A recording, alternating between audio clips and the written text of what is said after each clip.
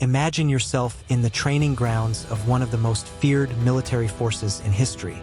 The relentless sun scorches the recruit's skin. The sound of shields clashing echoes through the air, and each heavy step on the hardened ground marks the beginning of a brutal journey. The Roman army was not just a war machine. It was a ruthless system that transformed ordinary men into disciplined warriors, forged in the fire of endurance and strategy. Step 1. Recruitment. Before donning armor and wielding a gladius, a legionary candidate had to endure a merciless selection process. Roman recruiters did not accept just anyone. They sought robust young men from regions known for their physical and mental resilience. Farmers were highly valued, as they were accustomed to hard labor and the hardships of nature, whereas urban recruits required extra time to adapt to the brutal pace of military life. But brute strength alone wasn't enough. Each candidate underwent a rigorous physical and psychological evaluation. Only those with sharp, intelligent eyes, demonstrating cunning and awareness, were deemed fit to join Rome's war machine. For the empire, every soldier was an investment. Strength alone wasn't enough. Discipline, loyalty, and resilience to pain were essential. Training began long before a sword ever touched an opponent's skin. Legionaries learned early that hesitation meant death on the battlefield. Those who showed weakness or fear were mercilessly discarded. The few who impressed the recruiters were granted a unique opportunity, the chance to become part of the greatest military force of antiquity. But that was only the first step. The real challenge would begin when they were thrown into the fire of Roman training, where only the toughest would survive. Desirable traits in recruits. Being accepted into the Roman army was a privilege reserved for the most capable. But what made a man stand out among hundreds of candidates?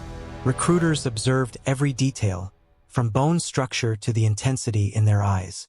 Broad shoulders and a narrow waist indicated a strong and resilient physique, crucial for carrying the heavy gear of the legions. Height was also a decisive factor. Infantry soldiers had to be at least 5.7 Roman feet tall, while those in the first cohort in cavalry required even more stature to intimidate enemies on the battlefield. But physical strength wasn't everything. A sharp gaze, full of intelligence and tactical awareness, was seen as a sign of strategic ability, crucial for quickly following orders and improvising under pressure. There were also less obvious factors that could secure a place among the legionaries. Good manners and a respectable reputation mattered, as Rome wanted not just warriors but disciplined men who could live and fight as a unit. Surprisingly, a sense of humor was valued. It helped maintain morale during the toughest moments of a campaign. Literacy, though not mandatory, could elevate a simple soldier to a scribe or even an officer, securing a higher position within the legion. In the end, the Roman army didn't just choose the strongest, but those with the resilient and relentless spirit needed to survive the trials ahead. Infantry training. From the moment a recruit was accepted, he ceased to be an ordinary man and became a cog in a relentless machine. Training began with what felt like daily torture. Grueling marches under the scorching sun or biting cold, carrying 27 kilograms of gear. There was no rest. Every week, recruits marched 30 kilometers in just 5 hours, and when the instructors wanted to push their limits, they enforced forced marches of 35 kilometers in the same time. The goal? To condition their bodies for long military campaigns and prepare them for the worst.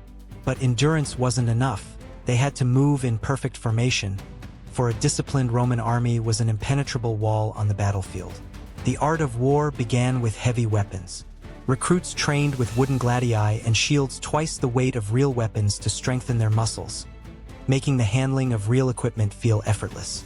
The most lethal strike wasn't a flashy slash but a quick and deadly thrust, capable of piercing armor and ending an enemy in seconds. Additionally, every legionary learned to wield the pilum, a deadly spear designed to penetrate shields and disable opponents before hand-to-hand combat. Mastery of slings and bows completed their arsenal, making soldiers versatile and lethal in any situation. But training didn't stop there.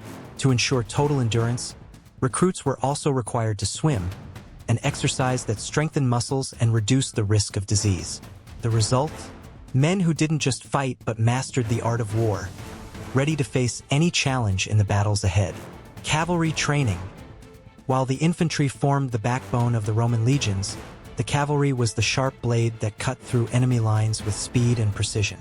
Unlike foot soldiers, cavalrymen needed not only strength and endurance but also an impeccable connection with their horses. Training began with the fundamental skill, mounting and dismounting quickly, even while fully armored and armed. This technique ensured that soldiers were always battle-ready, whether launching an attack or executing a strategic retreat. But true mastery was demanded on the battlefield. Cavalrymen practiced lightning-fast raids, rapid incursions that disrupted enemy formations, as well as strategic retreats that lured opponents into deadly ambushes. Beyond speed, total control of the horse was essential. To achieve this, recruits trained in extreme terrains, from steep mountains to treacherous swamps, ensuring they were prepared for any challenge. The Roman cavalry was not just fast but unpredictable, using mobility to confuse and demoralize enemies. Training also included the use of spears, short swords, and even bows, making cavalrymen a deadly threat both at a distance and in close combat.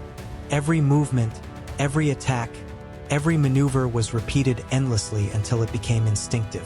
When the Roman cavalry charged, there was no chaos.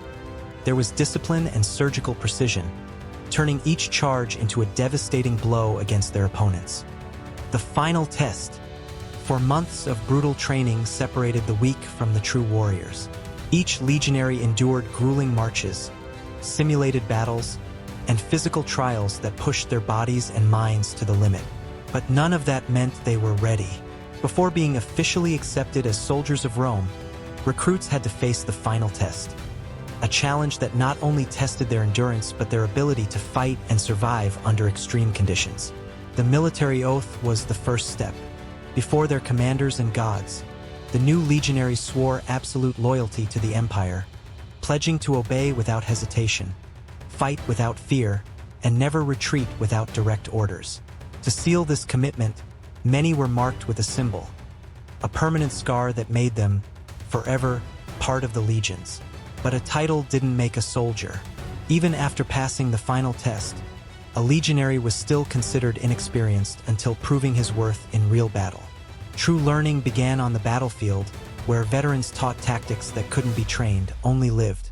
Discipline, impenetrable formations, and endurance became part of their instincts. From that moment on, there was no individuality. Each man was a cog in a war machine, and his duty was to fight and win. Training never ended. Even after years of campaigning, exercises continued because Rome knew that the only way to keep its army invincible was to ensure its soldiers were forged in the fire of preparation. The legacy of the Roman legions. The relentless training and discipline of the Roman legions not only secured countless victories on the battlefield but set a military standard that echoed through the centuries. The concept of a professional army, where soldiers dedicated years of their lives to warfare, influenced everything from medieval knights to modern military forces. Rome didn't just train warriors. It created war machines whose loyalty, endurance, and organization were unmatched. Even after Rome's fall, its tactics continued to shape the future of warfare. The coordination of infantry, the importance of military roads for rapid movement, and siege strategies are still studied and applied by armies worldwide. The extreme discipline and continuous training became fundamental pillars for any military force seeking battlefield excellence. And you? What do you think of the ruthless training tactics of the Roman army? Leave your opinion in the comments and suggest new topics for the channel. Your idea might be the next video.